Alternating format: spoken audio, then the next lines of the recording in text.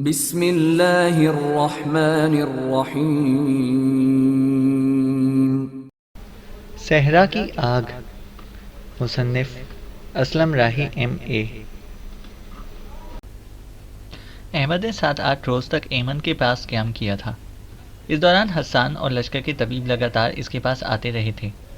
خصیب گو نہیں جانتا تھا کہ احمد ہی اس کا بچھڑا ہوا بھائی ہے۔ اس کے باوجود فطری لگن اور جبلی کشش کے تحت روزانہ احمد کو دیکھنے آتا تھا۔ 7-8 یوم بعد احمد کے زخم بھر گئے تو وہ ایمن کے پاس سے اپنے لشکر کے مستقر میں منتقل ہو گیا۔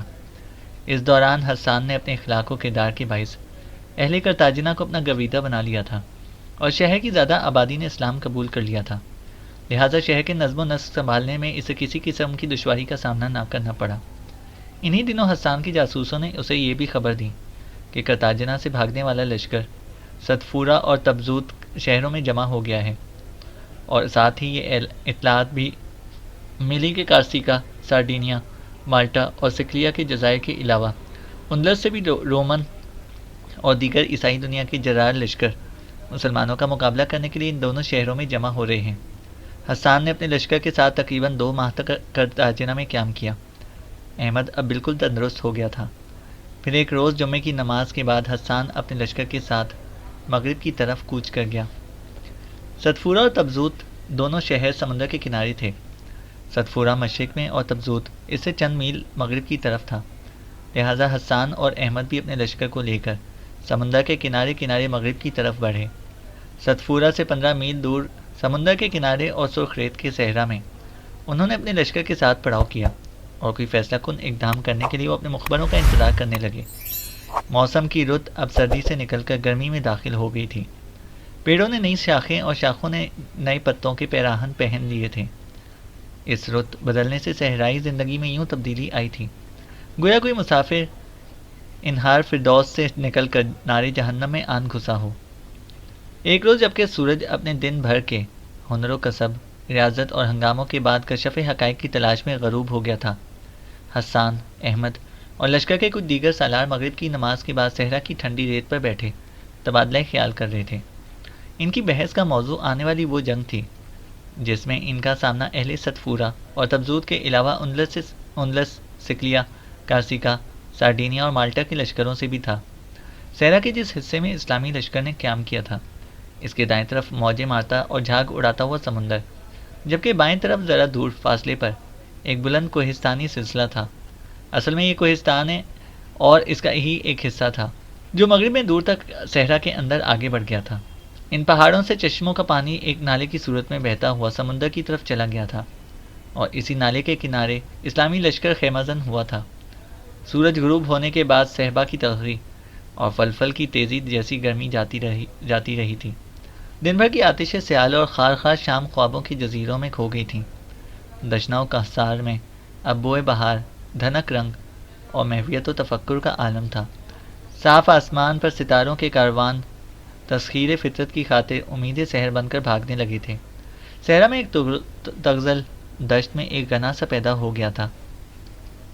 حسان اور احمد اپنے چند سالاروں کے ساتھ اسی طرح اپنے خیموں کے سامنے اور صحرا میں بہنے والے نالے کے کنارے ٹھنڈی اور ننگی ریت پر بیٹھے باتیں کر رہے تھے کہ مغرب کی طرف سے شب کا سینہ چیرتے ہوئے 2 سوار نمودار ہوئے۔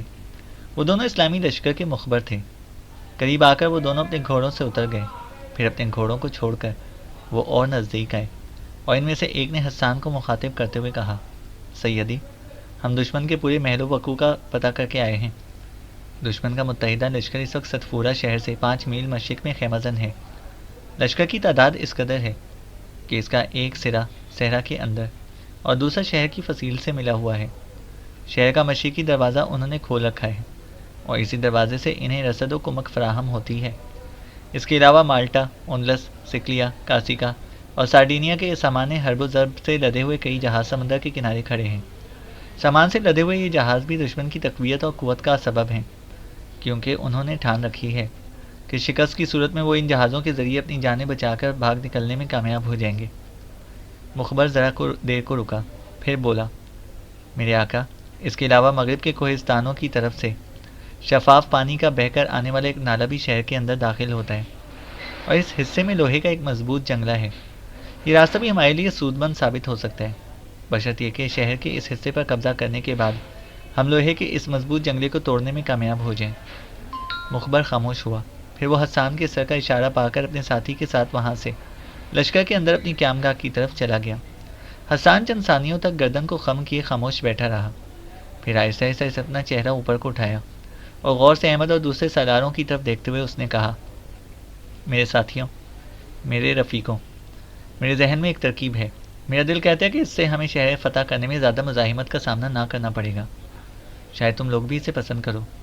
سنو میرے باجبروت ساتھیوں، شہر کے شمال میں سمندر کے کنارے اندلس، سکلیا، کارسیکا، سارڈینیا اور مالٹا سے آنے والے لشکروں کے جہاز کھڑے ہیں، اور شہر کے جنوبی حصے میں شفاف پانی کا وہ نالہ داخل ہوتا ہے جو کوہستان اور اس کی طرف سے آتا ہے، اور اسی پانی پر اہل شہر کا انحصار ہے۔ اگر دشمن کھلے میدان میں ہم سے شکست کھانے کے بعد قلعہ بند ہو جائیں تو ہمارے سامنے دو راستے ہوں گے۔ اولاً شہر کے شمال میں سمندر کے اندر کھڑے دشمن کے بحری جہازوں کو آگ لگا دی جائے، اور اس طرح اہل شہر اور ان کے لشکر کی توجہ شمال کی طرف ہو جائے گی۔ ہو سکتا ہے وہ اپنے جہازوں کو بچانے کی کوشش بھی کریں۔ ایسی صورت میں ہم کسی طور اس آہنی جنگلے کو اکھاڑ کر پھینکیں جہاں سے نالے کا پانی شہر میں داخل ہوتا ہے، اور اسی راستے سے اندر گھس کر ہم شہر پر قبضہ کر لیں۔ ثانیاً، اگر دشمن پھر دیر نہ ہو، اپنے جلتے جہازوں کی طرف توجہ نہ دے اور ہمیں نالے کا آہنی جنگلہ اکھاڑنے کی مہلت نہ دے، تو آخری حربے کے طور پر شہر میں داخل ہونے والے پانی کے نالے کا رخ بدل دیا جائے اور اسے شہر سے باہر ہی باہر سمندر میں پھینک دیا جائے، تو دشمن ہمارے سامنے سرنگو ہونے پر مجبور ہو جائے گا اور بآسانی شہر ہمارے حوالے کر دے گا۔ حسان خاموش ہوا، پھر اپنے سامنے اپنے ساتھیوں کی طرف دیکھتے ہوئے اس نے پوچھا، تم میں سے اس لائحہ عمل پر کسی کو کوئی اعتراض ہو تو کہو۔ ہو سکتا ہے ہم سب مل کر اس سے بھی کوئی بہتر تجویز اور مناسب راستہ اختیار کر سکیں۔ احمد نے غور سے اپنے ساتھیوں کی طرف دیکھا۔ ان سب کے چہرے پر اطمینان اور رضامندی کا اظہار تھا۔ احمد نے حسان کو مخاطب کر کے کہا، یا امیر، ہم آپ کی اس رائے سے مکمل اتفاق کرتے ہیں۔ میرا دل کہتا ہے کہ اس طور سے ہم ایک ہی روز میں ستپورہ شہر کو اپنی گرفت میں لے لیں گے، بشرط یہ کہ جنگ کی ابتدا کسی مناسب وقت پر کی جائے۔ حسان نے چونک کر پوچھا، مناسب وقت سے تمہاری کیا مراد ہے؟ احمد نے رازداری سے کہا، میرا ارادہ ہے کہ ہم کل سورج طلوع ہونے کے بعد اپنی پوری جنگی تیاریوں کے بعد یہاں سے کوچ کریں، اور دوپہر کے وقت جب کہ گرمی اور سورج کی شدت اپنے عروج پر ہو، پڑاؤ کیے بغیر دشمن پر حملہ کر دیا جائے۔ شام تک ہر حال میں ہمیں دشمن کو شکست دے دینی چاہیے، اور جب وہ قلعہ بند ہو جائیں تو ہمیں فوراً شہر کے جنوب میں نالے کے کنارے اپنے لشکر کے ساتھ پڑاؤ کرنا چاہیے۔ یہاں سے ہمیں دو ایسے گروہ تشکیل دینے چاہیے جن میں سے ایک شہر کے شمال میں سمندر کے اندر کھڑے بحری جہازوں کو آگ لگا کر دشمن کی توجہ اس طرف مبذول کرے گا۔ اسی وقت لشکر شہر کے جنوبی حصے پر بھرپور حملہ کر دے، اور اسی حملے اور افراتفری کے عالم میں دوسرا گروہ نالے کے آہنی جنگلے کو اکھاڑ کر اپنے لشکر کو شہر میں داخل ہونے کا موقع فراہم کرے۔ احمد کے خاموش ہونے پر حسان نے کہا، مجھے تمہاری اس تجویز سے مکمل اتفاق ہے۔ اب یہ فیصلہ بھی تم سب مل کر کرو کہ تم میں سے کون جہازوں کو آگ لگانے اور کون نالے کا آہنی جنگلہ اکھاڑنے والے گروہ کا سرخیل ہوگا۔ میمنہ کے سالار عروج بن بشر نے فوراً کہا، دشمن کے جہازوں کو آگ لگانے کی ذمہ داری مجھ پر ڈالیے، میں اسے احسن طریقے سے ادا کر لوں گا۔ میں ایک اچھا تیراک بھی ہوں۔ عکا کے ساحل پر میں کبھی ایک مچھیرے کا پیشہ کرتا تھا۔ خطرے کی صورت میں سمندر کی ایک خاصی مسافت طے کر میں سمندر سے باہر بھی آ سکتا ہوں۔ اس مقصد کے لیے جو جوان مجھے مہیا کیے جائیں، وہ بھی اگر اچھے تیراک ہو تو میرا کام اور سہل ہو جائے گا۔ حسان نے عروج بن بشر کے سیانے پر شفقت اور پیار سے ہاتھ رکھتے ہوئے کہا، میں تمہارے اس دینی اور ملی جذبے کی قدر کرتا ہوں۔ تمہیں ایسے مناسب جوان فراہم کیے جائیں گے جو خوب تیراک ہوں۔ تم کل صبح سویرے ہی اپنے ساتھیوں کے ساتھ ہم سے علیحدہ ہو جانا۔ شہر سے باہر مچھیروں کی کئی بستیاں ہوں گی، انہیں مناسب معاوضہ دے کر ان سے کشتیاں حاصل کر لینا، پھر اپنے کسی آدمی کو بھیج کر مجھ سے رابطہ قائم کرنا تاکہ میں تمہیں بتا سکوں تمہارے حملہ آور ہونے کا بہترین وقت کون سا ہے۔ حسان جب اپنی بات مکمل کر چکا تو احمد نے کہا، آہنی جنگلہ اکھاڑنے کی مہم مجھ پر ڈال دیجیے۔ منجنیکوں کے رستے ہمارے پاس پہلے ہی موجود ہیں، ان کی مدد سے ہم اپنی مہم کو بآسانی سر کرنے میں کامیاب ہو جائیں گے۔ حسان نے چلا کر کہا، احمد، خدا کی قسم مجھے تم سے ایسی ہی بات کی توقع تھی۔ میں جانتا ہوں کہ یہ مہم زیادہ سخت، خطرناک اور جان لیوا ہے، اور میرے ترکش میں تم سے بہتر کوئی ایسا تیر نہیں۔ جو میں اس خطرناک سمت میں چلا سکوں۔ اب تم اٹھو اور جا کر آرام کرو۔ سب سالار اٹھ کر چلے گئے۔ حسان اور احمد بھی اپنے خیموں کی طرف جا رہے تھے۔ لشکر نے رات بھر صحرا کے اس حصے میں آرام کیا۔ دوسرے روز فجر کی نماز کے بعد میمنہ کا سالار عروج بن بشر چند دستوں کے ساتھ، جن میں اچھے تیراک جوان بھی شامل تھے، ساحل سمندر کے ساتھ ساتھ ماہی گیروں کی بستی کی طرف چلا گیا۔ جب سورج خوب چڑھ آیا تو حسان اور احمد نے لشکر کے ساتھ کوچ کیا اور ستپورہ شہر کی طرف بڑھے۔ ان کی رفتار سست تھی، عین اس وقت جبکہ سورج سر پر چمک رہا تھا اور گرمی ہر شے کو جھلسا رہی تھی۔ اسلامی لشکر اپنے پورے جلال و جمال کے ساتھ حملہ آور ہو گیا۔ پہلے سے طے شدہ تجویز کے مطابق حملہ آور ہوتے وقت لشکر آپ ہی آپ دو حصوں میں بٹ گیا۔ ایک حصہ حسان اور دوسرا احمد کے تحت دشمن کے اندر تک گھستا چلا گیا۔ اس دل فگار اور سلگتی دوپہر میں کھلی آستینوں والے عرب اپنے ماضی و فروا کو ایک کر کے عروج و عظمت آدمیت اور اکسیر خاک آدم کی خاطر اپنے دلیرانہ حملوں سے عظمتوں کی ایک نئی دنیا آباد کر رہے تھے۔ ان حملوں میں ذہنی وسعت اور قہرمانیت تھی، ان کی تکبیروں میں جیت کی تمہید اور ان کے جذبوں میں رب تبارک و تعالیٰ کی ودیعت کی ہوئی مقصدیت بھی تھی۔ صحرا کی گرمی عربوں کے لیے ناقابل برداشت تھی، لیکن دشمن اس چلچلاتی دوپہر میں کھل کر نہ لڑ سکا۔ ان کا لشکر موم کی طرح پگھل پگھل کر ختم ہونے لگا اور صحرا کے لب آب خواہ خون سے رنگین اور سرخ ہونے لگے تھے۔ ہر طرف ایک افراتفری اور ہاہو مچ گئی تھی۔ شام تک دشمن کا متحدہ لشکر پوری طرح شکست کھانے کے بعد بھاگ کر شہر میں گھس گیا اور محصور ہو کر جنگ کرنے لگا۔ انہیں امید تھی کہ وہ شہر میں محصور رہ کر مسلمانوں کے حملوں کی روک تھام کر لیں گے، لیکن قدرت کائنات کی تقدیر کے کرتاز پر کچھ اور ہی تحریر ثبت کر چکی تھی۔ حسان اور احمد اپنے لشکر کو لے کر شہر کے جنوب کی طرف چلے گئے۔ رات اپنے عروج کے ساتھ نازل ہوئی تھی۔ کو بکو کوہر کے آنچل پھیل گئے تھے۔ زمین کے رخسار پر گورے غریباں جیسی اداسی اور فکر مندی بکھر گئی تھی۔ گہرے خاکستری رنگ کے صحرائی پرندے غیر سرزمینوں اور اجنبی دیسوں کی طرف سے لوٹے تیرگی کا سینہ چیرتے اور نغمات عبودیت گاتے مغرب کی طرف جا رہے تھے۔ اسلامی لشکر شہر کے جنوب میں فصیل سے ذرا پیچھے ہٹ کر شہر میں داخل ہونے والے نالے کے کنارے خیمہ زن ہو چکا تھا۔ چاروں طرف صحرا کے اندر بے صدا سمندر کا سا سکوت تھا۔ ہر شے پر ایک اسرار مخفی طاری تھا، جیسے افق با افق پھیلے ہوئے قدرت کے جنگجو عناصر حکمت و ادراک کی کئی راہیں تلاش کر رہے ہوں۔ ستپورہ شہر کی سایہ سی فصیل کے اوپر قندیلیں اور مشلیں روشن تھیں اور دشمن اسلامی لشکر پر گہری نگاہ رکھے ہوئے تھا۔ حسان اور احمد اپنے خیموں سے باہر نالے کے کنارے ٹھنڈی ریت پر بیٹھے ہوئے تھے کہ ایک گھوڑا سوار اپنے گھوڑے کو بھگاتا ہوا وہاں پر آیا۔ اپنے گھوڑے سے وہ اترا اور حسان کے سامنے کھڑے ہوتے ہوئے اس نے کہا، اے امیر، میں عروج بن بشر کی طرف سے آپ کے پاس حاضر ہوا ہوں۔ ہم ماہی گیروں سے اپنے لیے مناسب کشتیاں مناسب اجرت پر حاصل کرنے میں کامیاب ہو چکے ہیں۔ اس وقت سمندر کے کنارے ہمارے ساتھی کشتیوں کے ساتھ کھڑے آپ کے اگلے حکم کے منتظر ہیں۔ حسان اور احمد دونوں کھڑے ہو گئے۔ حسان آنے والے اس سوار کے قریب گیا اور سرگوشی میں اس سے کہا، عروج بن بشر سے جا کر کہو کہ فوراً اپنی مہم کا آغاز کر دے۔ اپنی کشتیوں کو دشمن کے جہازوں کے قریب مناسب فاصلے پر لے جا کر ان پر آتشی تیر برسائے۔ جب دیکھے کہ جہاز آگ پکڑ گئے تو فوراً وہاں سے پیچھے ہٹ جائے تاکہ وہ دشمن کی نگاہوں میں نہ آئے۔ کشتیاں ماہی گیروں کے حوالے کرنے اور انہیں معاوضہ ادا کرنے کے بعد وہ لشکر میں واپس آ جائے۔ اس وقت تک ہم بھی اپنے عمل کی ابتدا کر چکے ہوں گے۔ اس وقت دشمن شہر کی فصیل کے جنوبی حصے کی طرف پوری طرح متوجہ ہے۔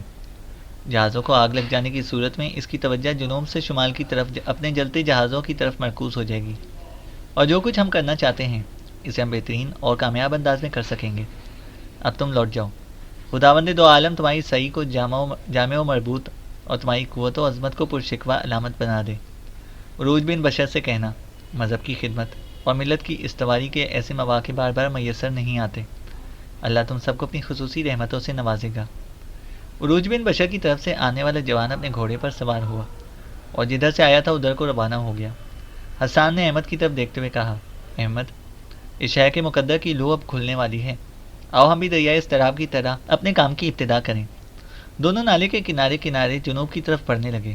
چند قدم آگے جا کر انہوں نے دیکھا، وہاں کنارے کی ٹھنڈی ریت پر چند جوان گول دائرے کی شکل میں بیٹھے تھے اور ان کے درمیان لمبے لمبے رسوں کے ڈھیر لگے ہوئے تھے۔ ان کے قریب آ کر احمد نے پوچھا، کیا تم لوگ تیار ہو؟ وہ سب کھڑے ہو گئے۔ پھر ان میں سے ایک نے کہا، اے امیر، ہم اپنے کام کی ابتدا کرنے کے لیے تیار ہیں۔ احمد نے حسان کی طرف دیکھتے ہوئے کہا، یا امیر، میں اپنے کام کی ابتدا کرتا ہوں، اتنی دیر تک آپ رتھوں میں گھوڑوں کو جتوا کر تیار رکھیں، جو ہی عروج بن بشر کا عمل مکمل ہو ہمیں اپنے فعل کی ابتدا کر دینی چاہیے۔ اللہ پاک ہمارا حامی و ناصر ہو۔ حسان نے پیچھے ہٹتے ہوئے کہا، تم لوگ اپنے رب کا نام لے کر شروع ہو جاؤ، تمہاری واپسی تک میں بھی اپنے کام کی تکمیل کر چکا ہوں گا۔ یاد رکھو، تمہاری مہم جس قدر کٹھن اور مشکل ہے، اسی قدر اس میں ہماری ملت کی فلاح اور بہتری پنہاں ہے۔ حسان پیچھے ہٹ گیا۔ احمد ان جوانوں کے ساتھ ریت پر پڑے لمبے لمبے رسے اٹھا کر نالے کے تیزی سے بہتے ہوئے پانی میں اتر گیا۔ اپنی ڈالیں انہوں نے اپنے سروں پر باندھ لی تھیں۔ دشمن مشعلوں کی روشنی میں فصیل کے جنوبی حصے میں غیر معمولی طور پر چوکس تھا۔ اسلامی لشکر چونکہ شہر کے جنوب کی طرف پڑاؤ کیے ہوئے تھا، لہٰذا ستفورہ کے محافظ بھی جنوبی حصے پر گہری نگاہ رکھے ہوئے تھے۔ شہر میں داخل ہونے والے اس شفاف پانی کے نالے کی گہرائی کہیں بہت زیادہ اور کہیں بہت کم تھی۔ احمد اور اس کے ساتھی اپنے کندھوں پر رسے لٹکائے کہیں تیرتے اور کہیں نالے کے اندر چلتے ہوئے آگے بڑھ رہے تھے۔ فضاؤں میں گہری تاریکی تھی۔ فصیل پر پہرا دینے والوں کی نگاہوں سے بچنے کے لیے وہ پانی میں بے آواز آگے بڑھنے کی کوشش کر رہے تھے۔ ان کے سروں پر بندھی ہوئی ڈھالیں ان کی حفاظت کا بہت بڑا ذریعہ تھیں، جو انہیں دشمن کی تیر اندازی سے محفوظ رکھ سکتی تھیں۔ احمد اور اس کے ساتھی اپنے جسموں کو پانی میں چھپائے اور صرف ڈھال سے سر ڈھکا ہوا سر باہر رکھتے ہوئے آگے بڑھتے جا رہے تھے، یہاں تک کہ وہ لوہے کے اس مضبوط جنگلے کے پاس پہنچ گئے جو فصیل کے اندر نصب تھا اور جس میں سے پانی شہر میں داخل ہوتا تھا۔ انہوں نے 4 رسے لوہے کے اس جنگلے سے باندھ دیے اور باقی رسوں کو ان 4 رسوں سے باندھ کر انہیں لمبا کرتے ہوئے اپنے پڑاؤ کی طرف واپس جا رہے تھے۔ پانی سے نکل کر جب وہ اس جگہ پر آئے جہاں سے وہ نالے میں کودے تھے، تو انہوں نے دیکھا کہ وہاں 4 جنگی رتھیں کھڑی تھیں اور ہر رتھ میں 4 گھوڑے جتے ہوئے تھے، اور ان 4 رتھوں کے پاس لشکر کا سپہ سالار حسان بن نعمان کھڑا تھا۔ اس کی نگاہوں میں کسی پاسبان کا سا عکابی پن تھا۔ آگے بڑھتے ہوئے وہ فوراً ان کی طرف کو لپکا اور احمد کے قریب آ کر وہ کچھ پوچھنا چاہتا تھا کہ احمد خود ہی بول پڑا، یا امیر، ہم اپنا کام مکمل کر چکے ہیں۔ حسان نے آگے بڑھ کر احمد کا شانہ تھپ تھپاتے ہوئے کہا، خدا تم لوگوں کو اس کام کا اجر دے گا۔ تم سب اپنے لباس تبدیل کرو، اتنی دیر تک میں ان رسوں کو رتھوں سے بنوا دیتا ہوں۔ احمد اور اس کے ساتھی اپنے لباس تبدیل کرنے کے لیے اپنے خیموں کی طرف چلے گئے۔ حسان کے اشارے پر چند جوان آگے بڑھے، وہ 4 رسے لے کر انہوں نے رتھوں کے ساتھ کس کر باندھ دیے۔ احمد جب لباس تبدیل کر کے باہر آیا تو اسے دیکھا کہ رسے 4 رتھوں کے ساتھ بند چکے تھے اور لشکر حملہ آور ہونے کے لیے بالکل تیار کھڑا تھا۔ احمد حسان کے پاس آ کھڑا ہوا۔ دونوں جنگ کے لائحہ عمل سے متعلق گفتگو کرنے لگے، یہاں تک کہ ستفورہ شہر کے شمال میں سمندر کے اندر انہیں آگ کے شعلے آسمان کی طرف لپکتے دکھائی دیے، جس کا مطلب تھا کہ عروج بن بشر دشمن کے جہازوں کو آگ لگانے میں کامیاب ہو چکا ہے۔ فصیل کے اوپر جنوب سے شمال کی طرف ایک ہلچل سی مچ گئی تھی۔ اسی لمحے حسان نے چلا کر کہا، رتھوں کو ہانک دو۔ رتھ باندھ حرکت میں آئے اور 4 رتھ کے 16 گھوڑوں کو انہوں نے بری طرح ہانک دیا۔ تھوڑی دیر تک گھوڑے ہنہنائے اور زور لگاتے رہے، یہاں تک کہ رتھوں کے ساتھ بندھے ہوئے رسے ڈھیلے پڑ گئے اور گھوڑے آگے کو بھاگ کھڑے ہوئے۔ گھوڑے جب کافی آگے نکل گئے تو انہیں روک دیا گیا، کیونکہ لوہے کا وہ مضبوط جنگلہ فصیل کے اندر سے اکھڑ چکا تھا اور پانی سے نکل کر وہ ریت پر گھسٹتا جا رہا تھا۔ پہلے رسوں کو علیحدہ کر کے لپیٹ دیا گیا۔ اس کے بعد حسان بن نعمان نے شہر پر حملہ کرنے کا حکم دے دیا تھا۔ لشکر آنن فانن 2 حصوں میں بٹ گیا۔ آدھا حصہ حسان اور آدھا احمد کی سرکردگی میں جنگ کی ابتدا کر چکا تھا۔ شہر پر منجنیقوں سے پتھر اور تیر برسانے کا عمل تیزی سے شروع ہو گیا۔ دشمن کے جہازوں کو آگ لگانے کے بعد عروج بن بشر بھی اپنے ساتھیوں کے ساتھ لشکر میں شامل ہوا۔ ایک طوفان تھا جو ہر سو اٹھ کھڑا ہوا تھا۔ تیروں اور پتھروں کی تیز اور طوفانی بارش کے اندر لشکر کے اس حصے نے، جو احمد کے تحت جنگ کر رہا تھا، تیر برسانے بند کر دیے تھے اور احمد کی سرکردگی میں نالے میں اتر کر آگے بڑھنے لگے تھے۔ انہوں نے اپنی ڈھالیں اپنے سروں پر باندھ لی تھیں۔ اس طرح وہ گھوپ اندھیرے میں دشمن کی تیر اندازی سے محفوظ رہ کر آگے بڑھتے رہے۔ احمد ان کے آگے آگے تھا۔ جہاں نالا فصیل کے نیچے سے گزرتا تھا، وہاں آ کر احمد نے دیکھا کہ پانی وہاں شور کرتا ہوا شہر میں داخل ہو رہا تھا۔ احمد تیرتا ہوا آگے بڑھ گیا اور شہر میں داخل ہو گیا۔ اس کے ساتھ ہی دور دور تک اس کے پیچھے پیچھے تھے۔ حسان بن نعمان ابھی تک پتھروں اور تیروں کی تیز بارش کر کے دشمن کو پوری طرح اپنے ساتھ الجھائے ہوئے تھا۔ شاید اس طرح دشمن کو اپنے ساتھ مصروف پیکار رکھ کر وہ احمد کو شہر کے اندر پاؤں جمانے کا زیادہ سے زیادہ موقع فراہم کرنا چاہتا تھا۔ فصیل کے قریب ہی ایک قدرے تاریک جگہ احمد نالے سے نکل کر کنارے پر چڑھ گیا۔ اس کے ساتھی بھی نالے سے نکل کر اس کے گرد جمع ہونے لگے تھے۔ ابھی ایک سلسلہ سا شروع ہو گیا تھا اور لمحہ بلمحہ شہر کے اندر اسلامی لشکر کی تعداد بڑھنے لگی تھی۔ جب شہر میں داخل ہونے والوں کی تعداد ہزاروں تک پہنچ گئی تو احمد حرکت میں آیا۔ ابھی وہ کوئی قدم اٹھانا ہی چاہتا تھا کہ فصیل کے اوپر سے کسی نے انہیں دیکھ لیا اور شور کرنے لگا، مسلمان پانی کے نالے کے ذریعے شہر میں داخل ہو گئے ہیں۔ شہر میں مسلمانوں کی آمد سے شہر کے اندر اور فصیل کے اوپر ایک شور سا اٹھ کھڑا ہوا۔ شہر کے اندر دشمن کے محفوظ دستے حرکت میں آئے تھے اور انہوں نے احمد پر حملہ کر دیا، لیکن پہلے ٹکراؤ میں احمد نے انہیں عبرت خیز شکست دی اور انہیں پسپا ہونے پر مجبور کر دیا۔ اب لشکر کے کئی حصے فصیل سے نیچے اتر کر اپنے ساتھیوں کی مدد کو آگے بڑھے تھے، جبکہ احمد کسی پرتلاطم دریا کی طرح یلغار کرتا ہوا اب اس طرف بڑھ رہا تھا جہاں شہر پناہ کا جنوبی دروازہ تھا۔ فصیل کے اوپر سے اب ایک ریلے کی صورت میں دشمن کے دستے نیچے اترنا شروع ہو گئے تھے۔ ایک بار انہوں نے پھر متحد ہو کر احمد کو اس طرف بڑھنے سے روکنا چاہا جہاں شہر کا جنوبی دروازہ تھا۔ نالے کے ذریعے مسلمانوں کی آمد کا سلسلہ ابھی تک جاری تھا اور احمد کی قوت میں ہر لمحہ اضافہ ہوتا جا رہا تھا۔ احمد کو جب خبر ہوئی کہ دشمن اپنی پوری قوت سے اس کی راہ میں حائل ہو گیا ہے اور فصیل سے اترنے والے اور شہر کی حفاظت کرنے والے دستے بھی راستہ روکنے والے دشمن کے لشکر میں شامل ہو رہے تھے، تو ایک جگہ رک کر اس نے اپنے لشکر کا جائزہ لے کر اسے منظم کیا۔ پھر اسے اپنی گونجتی ہوئی آواز میں تکبیر بلند کی، جس کے جواب میں دور نالے تک کوہ شکن تکبیریں بلند ہونے لگیں۔ مسلمان مجاہدین بلند آوازوں میں اپنے رب کو پکار رہے تھے۔ ستپورہ شہر کے اندر یوں محسوس ہونے لگا جیسے کوئی آتش فشاں پھٹ پڑا ہو یا کسی کیمیا گر نے ناموس اکبر اور سورہ اسرافیل پھونک کر شہر کی قسمت اور اس کی تقدیر کے لکھے حروف کو بدل دینے کا پرعزم کر لیا ہو۔ تکبیریں بلند کرتا ہوا احمد اپنے لشکر کے ساتھ دشمن پر اس طرح حملہ آور ہوا جیسے وقت کی یلغار، جیسے سموم و سرسر سو بسو ایک طوفان کھڑا ہو گیا تھا۔ مسلمان اپنے رب کو پکارتے ہوئے تسخیر قلب اور سحر انگیزی کا عزم کر چکے تھے۔ رات خاموش تھی اور وقت کسی چشمے ساحر کی طرح مسلمانوں کو اپنی شام غریبہ صبح وطن میں تبدیل کرتے دیکھ رہا تھا۔ وہ اسلوبوں کے رہبر بن کر حملہ آور ہو رہے تھے اور کبر ابلیس توڑ کر انہوں نے ہر سمت استجاب آمیز کیفیت طاری کر دی تھی۔ جس طرح صحرا میں سفر کرنے والا کوئی بدو صحرائی فاصلوں کو سمیٹنے کے لیے حدی خوانی کا سہارا لیتا ہے، جس طرح کوئی سمندری مسافر رات کی تاریکی میں ستاروں کو رہبر بنا کر اپنی منزل کے فاصلوں کو سمیٹتا ہے، ایسے ہی مسلمان مجاہدین بھی اپنے سینوں میں طاق میں اوج و اعلیٰ جذبے لیے اور تکبیریں بلند کرتے ہوئے دشمن کے غرور، تمکنت، جہل و مکر، وسواس و بدگمانی اور ہر فریب کو مغالطے کو سمیٹنے لگے تھے، اور اس کے حملوں کے آغاز میں جیت کی تمہید اور انجام میں سحر ترازی تھی۔ جس طرح شب کے درزوں میں سحر تانگ جھانک کرتی ہے، ایسے ہی فتح و نصرت اپنے پورے لہن اور شدید و محکم صورت کے ساتھ ان کا استقبال کر رہی تھی۔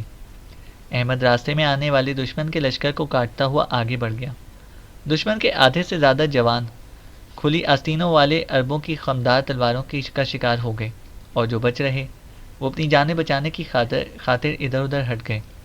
فصیل کے اوپر پھیلے ہوئے دشمن نے جب اپنے لشکر کا یہ انجام دیکھا تو وہ بڑی تیزی سے نیچے تک کی طرف لپکا۔ صرف حسان کا مقابلہ کرنے کے لیے جنوبی دستے اپنے فرائض کا انجام دے رہے تھے، جبکہ مشرق و مغرب اور شمال کی طرف سے سارے لشکر فصیل خالی کر کے احمد کی طرف بڑھے تھے۔ دشمن کے وہ لشکری جو بحری جہازوں کی آگ پر قابو پانے کے لیے شمال کی طرف شہر سے باہر نکل کر سمندر کی طرف گئے تھے، مسلمانوں کے نالے کے ذریعے شہر میں داخل ہونے کی خبریں سن کر واپس لوٹ چکے تھے۔ احمد اپنے لشکر کے ساتھ دشمن کو عبرت خیز شکست دینے کے بعد آگے بڑھ گیا تھا، قبل اس کے جلتے جہازوں کی طرف سے لوٹنے اور فصیل کے اوپر سے اترنے والے لشکر آگے بڑھ کر اس سے نبرد آزما ہوتے۔ احمد نے شہر کے جنوبی دروازے کے محافظوں کا فی الفور صفایا کر کے شہر کا جنوبی دروازہ کھول دیا۔ ایک تیز اور جان لیوا صحرائی طوفان کی طرح حسان بن نعمان اپنے لشکر کے ساتھ شہر میں داخل ہوا، اور دشمن کے وہ لشکر جو احمد کا مقابلہ کرنے کو جنوب کی طرف بڑھ رہے تھے، انہیں اپنے پہلے ہی حملے میں حسان نے ادھیڑ کر رکھ دیا۔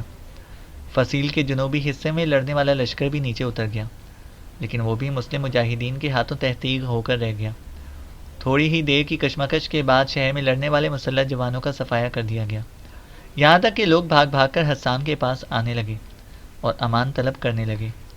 حسان نے مزاحمت کرنے والے تمام مسلح جوانوں کا صفایا کرنے کے بعد عام معافی کا اعلان کر دیا۔ کسی کے مال و جان اور عزت و ناموس سے کوئی تعرض نہ کیا گیا۔ اہل شہر مسلمانوں کے اس عمدہ کردار سے متاثر ہوئے اور جوک در جوک حسان کے پاس آ کر اسلام قبول کرنے لگے۔ ستفورہ کی فتح پر اہل تبزت نے بھی اطاعت قبول کر لی۔ دونوں شہروں کا نظم و نسق درست کرنے کی خاطر حسان اور احمد نے کئی روز تک ستفورہ میں قیام کیا۔ اس دوران دونوں شہروں کی آبادی میں سے اکثریت نے اسلام قبول کر لیا تھا۔ اسلامی لشکر اسی طرح جنوبی صحرائی حصے میں خیمہ زن تھا۔ ستفورہ شہر کے ذاتی لشکر کے علاوہ مالٹا، اندلس، سکلیا، کارسیکا اور سارڈینیا سے آئے مذہبی جنونیوں اور جنگجو رومنوں کو چونکہ قتل کیا جا چکا تھا، اس لیے شہر میں کوئی ایسی مسلح انفرادی قوت نہ رہی تھی جو شہر کے دروازے بند کر کے اور دوبارہ محصور ہو کر مسلمانوں کے خلاف ریزہ مارائی کر سکے۔ لہذا اسلامی لشکر کو شہر کے اندر پڑاؤ کرنے کی ضرورت محسوس نہ ہوئی تھی۔ شہر کا جنوبی حصہ جس طرف سے پانی کا نالا اندر داخل ہوتا تھا بالکل صحرائی تھا اور دور دور تک ریت کے ٹیلے کوہستان اور اس کے اندر معاونوں کی طرح چلے گئے تھے جہاں سے چشموں کا پانی نالے کی صورت میں آتا تھا۔ تاہم شہر کے استعمال شدہ پانی سے شہر کے مغربی اور مشرقی حصے کو قابل زراعت بنایا گیا تھا اور دور دور تک فصلوں کے طویل سلسلے پھیلے ہوئے تھے جن سے اہل شہر کی گزر بسر ہوتی تھی۔ مسلمانوں نے فصلوں کو نقصان پہنچانے کی بجائے ان کی دیکھ بھال کی تھی۔ ایک روز جب کہ رات ہو چکی تھی، احمد اپنے خیمے میں اکیلا بیٹھا نہ جانے کن سوچوں میں گم تھا۔ فضاؤں کے اندر ایک ویران راہ گزر کی سی عطا خاموشی اور امانی تصورات جیسا سکون آفرین سکوت چھایا ہوا تھا۔ رات چاندنی تھی۔ بدر کامل اپنی تمام پراسرار خوابیدہ کہانیوں کے ساتھ فضاؤں کے گوہر آلود سمندر سے برسر پیکار تھا۔ ستارے آسمان پر صدا فروزان مشعلوں کی طرح جھلملاتے ہوئے اپنے آغاز و انجام کے زوفنوں اور مبہم گیت گاتے ہوئے اپنی حدیث دل کہہ رہے تھے۔ پانی کا وہ بوڑھا اور قدیم نالا صحرا کے اندر ریت کے ٹیلوں کے پیچو بیچ کسی پیر فرزانہ کی طرح بل کھاتا ہوا دور جنوب کی طرف چلا گیا تھا۔ احمد اسی طرح اپنے خیالات میں غرق تھا کہ اس کے خیمے میں اس کا چھوٹا بھائی خصیب داخل ہوا۔ اس کے ساتھ ایک اور جوان بھی تھا جو بے حد وجیح، خوشرو اور شکیل و حسین تھا۔ ان دونوں کی آمد پر احمد چونکا اور اپنے دائیں طرف چٹائی پر ہاتھ مارتے ہوئے اس نے کہا، آؤ بیٹھو۔ وہ دونوں خاموشی سے احمد کے قریب بیٹھ گئے۔ اس جوان کی طرف اشارہ کر کے خصیب نے احمد سے کہا، یا امیر، یہ میرا دوست خالد بن یزید ہے، یہ بنی قیس سے ہے اور میرے ساتھ ہی جہاد میں حصہ لے رہا ہے۔ میں آپ سے کچھ کہنے حاضر ہوا ہوں۔ احمد مسکرایا، پھر پرسکون ہوا۔ جیسے نرم لہجے میں اس نے کہا، کہو کیا کہنا چاہتے ہو؟ شب کے گہرے حصار میں خصیب کی آواز گونجی۔ وہ احمد سے کہہ رہا تھا، یا امیر، یہ زیست کی آنی جانی ہے۔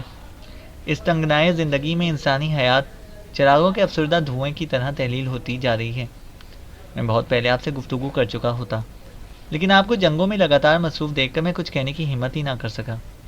اب جب کہ ہم ستفورہ شہر کو فتح کر چکے ہیں اور کسی اگلی مہم کا تعین کرنے کے لیے وقت لگے گا، لہٰذا مجھے میرے بھائی احمد کے متعلق کچھ بتائیے تاکہ میں اسے تلاش کر سکوں۔ خصیب کے ساتھ آنے والے جوان خالد نے بھی احمد کو مخاطب کر کے کہا، اے امیر، اگر آپ اس کے بھائی کے متعلق کچھ جانتے ہیں تو بتائیے تاکہ اسے تلاش کیا جا سکے۔ اس کام میں خصیب کی میں بھی مدد کروں گا۔ احمد نے خصیب کے شانے پر ہاتھ رکھتے ہوئے کہا، اے رفیق من، میں نے تم سے کہا تھا کہ مجھے خبر نہیں کہ تمہارا بھائی اس وقت کہاں ہے، تاہم میں ایک روز تمہارے لیے اسے ضرور تلاش کر کے تمہارے ماں باپ کے پاس لے کر جاؤں گا۔ خصیب مایوسی میں راکھ سے کشتہ ہو کر رہ گیا۔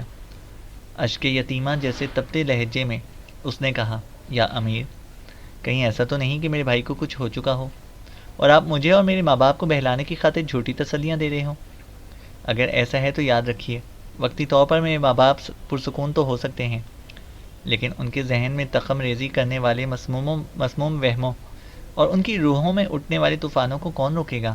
یا امیر، میں نے آپ سے کہا تھا، احمد میرا ایسا بھائی ہے جسے میرے ماں باپ اپنی جان اپنی روح سے بھی زیادہ عزیز رکھتے تھے۔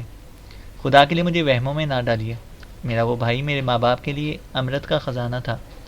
اگر آپ جانتے ہیں کہ وہ کہاں ہیں تو بتائیے کہ میں اسے تلاش کر کے لا سکوں، کیونکہ اسے خبر نہیں کہ ہم کہاں آباد ہو چکے ہیں، لہٰذا وہ ان راستوں سے ناواقف ہے جو ہمارے گھر کی طرف جاتے ہیں، اور اگر وہ اس دنیا میں نہیں ہے تو بھی مجھے بتائیے کہ میں اپنے ماں باپ کی تسلی کر سکوں۔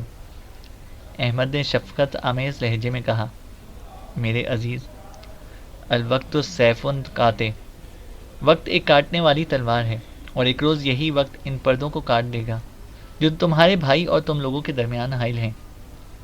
لا ریب، میں نہیں جانتا اس وقت تمہارا بھائی کہاں ہے، لیکن قسم مجھے اپنے اس خداوند کی جو فکر و دانش کا سر عظیم ہے، تمہارا بھائی زندہ ہے، اور ایک روز میں تم لوگوں کی خاطر اسے ضرور تلاش کر لوں گا۔ خصیب نے دل شکستہ سی غماز آواز اور آسی و عاجز سے لہجے میں کہا، یا امیر، کب آپ ایسا کریں گے؟ جب کئی دل ٹوٹ چکے ہوں گے اور امیدیں راکھ کر ڈھیر بن چکی ہوں گی۔ یاد رکھیے، دل، دودھ اور موتی ایک بار پھٹ کر جڑتے نہیں۔ میں آپ سے یہ نہیں کہتا کہ آپ جہاد جیسا مقدس فریضہ چھوڑ کر میرے بھائی کی تلاش شروع کر دیں۔ میں چاہتا ہوں کہ مجھے آپ اس کا کچھ اتا پتہ بتا دیں کہ میں خود اپنے اس گمشدہ موتی کو تلاش کرنے کی صحیح کروں۔ اس کے بغیر ہماری راتیں ٹوٹے دل کی طرح اداس اور دن گہن لگے چاند کی طرح افسردہ و غمگین ہیں۔ کاش میں آپ کو بتا سکتا کہ وہ ہمارے خاندان کے لیے کیا تھا۔ وہ ایک ایسا بیٹا تھا جو لمحوں کے اندر ستاروں کو آفتاب بنا دے۔ وہ ایک ایسا بھائی تھا جو اپنے دونوں چھوٹے بھائیوں کے ساتھ ہم آہنگی کا جذبہ اور خیالوں کی گہرائی رکھتا تھا۔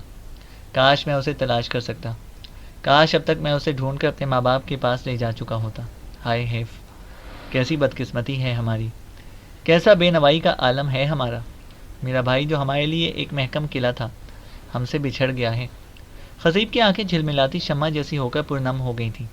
احمد کی آنکھوں میں بھی آنسوؤں کے ستارے چمکتے دکھائی دینے لگے۔ پھر خصیب کو تسلی دینے کی خاطر اس نے تلخ آمیز لذت میں کہا، خصیب، گو کہ ہم سب قانون قدرت کے اسیر ہیں، پھر بھی اے میرے بھائی، قسم مجھے رب لازوال کی کہ میں تمہیں مایوس نہ کروں گا۔ انتظار کرو، ایک روز تمہارے بھائی کو میں تم سے ضرور ملاؤں گا۔ خصیب نے تشکر آمیز نگاہوں سے احمد کو دیکھا، پھر وہ اٹھا، احمد سے مصافحہ کیا اور خالد کے ساتھ خیمے سے باہر نکل گیا۔ احمد پھر پہلے کی طرح انجانی یادوں میں کھو سا گیا۔ ستفورہ شہر کے سکوت، اہل تبزت کی اطاعت اور دشمن کے متحدہ لشکر کی عبرت خیز شکست کے بعد رومنوں اور فرانسیسیوں نے مل کر ایک اور لشکر کو منظم کیا اور مغرب کے دو شہروں باجا اور بونا کو اپنا مرکز بنا کر جنگ کی تیاری کرنے لگے۔ اس بار اندلس، سکلیا، کارسیکا، سارڈینیا اور مالٹا کے علاوہ جزیرہ اورس اور جزیرہ کریٹ سے بھی لشکر ان کی مدد کو پہنچ گئے تھے۔ حسان اور احمد چاہتے تھے کہ مغرب کی طرف آگے بڑھ کر رومنوں اور فرانسیسیوں کے اس متحدہ لشکر سے نبرد آزما ہوں، لیکن اسی دوران لشکر کے جاسوس یہ خبر لائے کہ افریقہ کی ساحرہ ملکت جرارہ کوہستان اوراس میں اپنے مسکن سے نکل کر اسلامی لشکر پر حملہ آور ہونے کے لیے شمال مغرب کی طرف بڑھ رہی ہے۔ حسان اور احمد نے فوراً اپنے لشکر کے ساتھ ستفورہ شہر سے اپنا پڑاؤ اٹھا لیا اور اپنی جنگی تیاری کے بعد وہ بڑی برق رفتاری کے ساتھ جنوب مشرق کی طرف بڑھے چلے جا رہے تھے۔ اصل میں وہ چاہتے تھے کہ رومنوں اور فرانسیسیوں کا متحدہ لشکر اور ملکت جرارہ آپس میں متحد نہ ہونے پائے۔ وہ افریقہ کی ان دونوں قوتوں کے ساتھ علیحدہ علیحدہ رزم آرائی کرنا چاہتے تھے۔ اسی غرض سے وہ انتہائی تیزی کے ساتھ جنوب مشرق کی طرف بڑھے تھے تاکہ ملکت جرارہ کو پسپا کرنے کے بعد وہ رومنوں اور فرانسیسیوں پر بروقت قابو پانے میں کامیاب ہو جائیں۔ لیکن حالت ان کے خلاف تھے، کیونکہ رومن اور فرانسیسی پہلے ہی ملکت جرارہ سے اتحاد کر چکے تھے اور انہیں خبر تک نہ تھی۔ کوہستان اوراس کے شمال مغرب میں صحرائے تاخیلات کے اندر اسلامی لشکر کا ٹکراؤ افریقہ کی دہشت خیز ساحرہ جرارہ سے ہوا۔ یہ ملکہ پرانے اور قدیم سفلی علوم کی ماہر تھی اور جادو میں افریقہ کے اندر اپنا کوئی ثانی و مثیل نہ رکھتی تھی۔ جب دونوں لشکر آپس میں ٹکرائے تو جادوگر جرارہ ایک مضبوط اور قلعہ نما جنگی رتھ پر سوار تھی جو ایک پالکی کی شکل میں بنائی گئی تھی۔ چاروں طرف سے اسے لکڑی کے مضبوط تختوں سے ڈھانپ دیا گیا تھا اور ان تختوں پر لوہے کے پترے چڑھائے گئے تھے۔ چاروں طرف انسانی قد کے برابر بلندی پر برج بنائے گئے تھے اور ان برجوں کے اندر کھڑی ہو کر وہ ساحرہ جنگ کے احکام دیتی تھی۔ اس قلعے نما رتھ کو دو اونٹ کھینچ رہے تھے۔ جنگ جب اپنے عین جوبن پر آئی تو قریب تھا کہ وہ ساحرہ اپنے لشکر کے ساتھ جنگ سے منہ موڑ کر بھاگ جائے، لیکن اسی وقت باجا اور بونا کے متحدہ لشکر نے اچانک کسی صحرائی گھاٹ سے نکل کر مسلمانوں کی پشت پر حملہ کر دیا۔ کریٹ اور اورس سے آنے والے لشکر بھی ان کی مدد کر رہے تھے۔ اس دو طرفہ حملے سے مسلمانوں میں ابتری اور انتشار پھیل گیا۔ لشکر کی ترتیب اور شرازہ بندی بکھر گئی۔ شاید ملکہ جرارہ اور رومنوں کے ساتھ پہلے ہی طے پا گیا تھا کہ عین جنگ کے شباب میں رومن پشت سے مسلمانوں پر حملہ آور ہوں مسلمانوں کی صفیں جب بکھرنے لگیں اور جنگی تنظیم قطعاً بے اثر ہو گئی تو حسان نے اس جہنم سے نکلنے کے لیے اپنے لشکر کو پسپا ہونے کا حکم دے دیا۔ اس دوران ملکہ جرارہ نے ایک زوردار حملہ کیا اور اسلامی لشکر کے ایک حصے کو گھیر کر اس کو گرفتار کر لیا۔ حسان اور احمد اپنے لشکر کو لے کر دور تک پیچھے ہٹتے چلے گئے۔ ملکہ جرارہ اور رومنوں نے اس خوف سے اس کا تعاقب نہ کیا کہ اگر کسی جگہ مسلمان قدم جما کر پھر لڑنے پر آمادہ ہو گئے تو صحرا کے اندر کوئی ایسی جگہ نہ ہوگی جس کی آڑ میں وہ مسلمانوں سے تختاز سے محفوظ رہ سکیں، لہٰذا انہوں نے اسلامی لشکر کو جانے دیا اور خود پیچھے ہٹ گئے۔ رومنوں کے پشت پر اچانک حملہ آور ہونے سے اسلامی لشکر کا ایک بڑا حصہ جنگ میں کام آ گیا تھا۔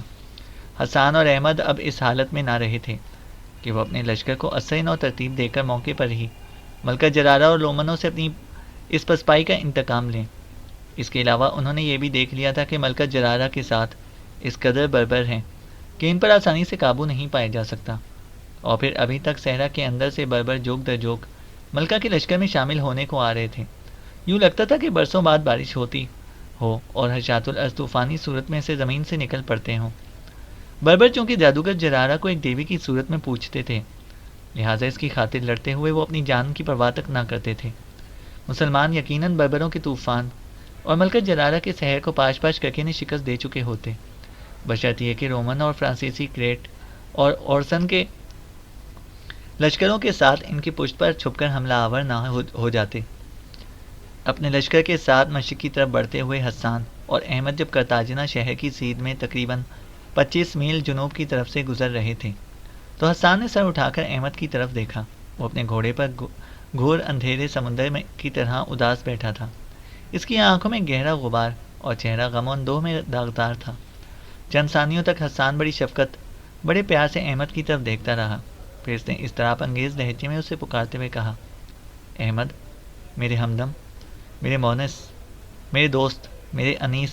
احمد نے مڑ کر حسان کی طرف دیکھا۔ زنگ آلود آئینے کی طرح اس وقت اس کا چہرہ دھندلا اور اداس تھا۔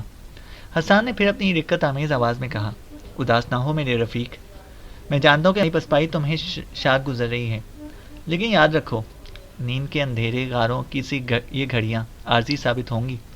ایک روز شب کی سی یہ تاریکی تمام ہوگی اور گھٹا ٹوپ اندھیرا چھٹ جائے گا۔ حسان چند ثانیوں تک رکا، پھر جذبات میں ڈوبی آواز میں وہ کہہ رہا تھا، احمد، جرارہ کی ہمارے خلاف یہ کامیابی سراب ریگ اور کچے رنگوں کی عارضی نقش و نگار ثابت ہوں گے۔ سنو میرے دوست، یہ ہر جیت اور تعمیر و تخریب ہی زندگی کی معراج نہیں جسے بنیاد بنا کر ہم اپنے اعمال و افعال کا محاسبہ کر سکیں۔ میرے محسن، میرے دوست، قسم مجھے خاک بطحا کی، ایک روز ہم صحراؤں کی اس ساحرہ کے لیے دکھ کا قہری سورج اور محب افرید بن کر اٹھیں گے، اور اس کے شجر اقبال، اس کے رحم مادر جیسے تاریخ سحر، اس کی قدیم رسموں اور روایتوں اور اس کی کہنہ اساطیر اور بوسیدہ قوانین، قواعد اور عقائد کو کاٹ کر رکھ دیں گے۔ قسم مجھے اپنے رب ذوالجلال کی، جرارہ اور رومنوں کے اس اتحاد و فریب نے ان کے خلاف میری نفرت کو اور بڑھا دیا ہے۔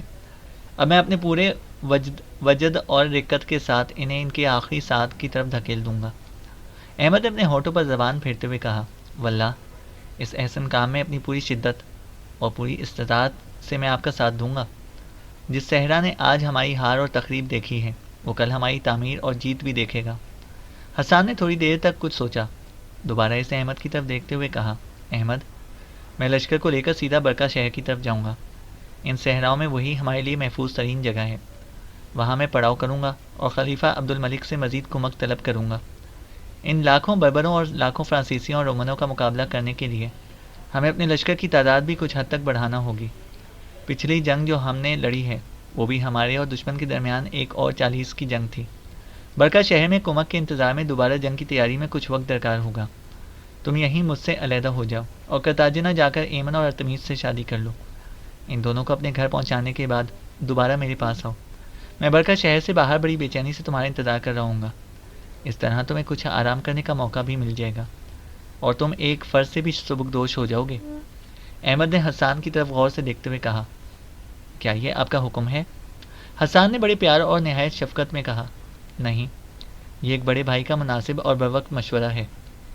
احمد نے مسکراتے ہوئے کہا، پھر میں اس پر عمل کروں گا۔ احمد نے حسان سے مصافحہ کیا اور اپنے گھوڑے کو اس نے بائیں طرف کو موڑ لیا۔ حسان لشکر کے ساتھ مشرق کی طرف جا رہا تھا۔ جبکہ احمد صحرا کے اندر شمال کی طرف اور قطاجنہ شہر کی طرف اپنے گھوڑے کو سر پر دوڑاتا جا رہا تھا۔ چینل کو سبسکرائب کریں اور بیل آئیکن کو پریس کریں تاکہ ہماری ہر اپڈیٹ آپ کو بر وقت مل سکے۔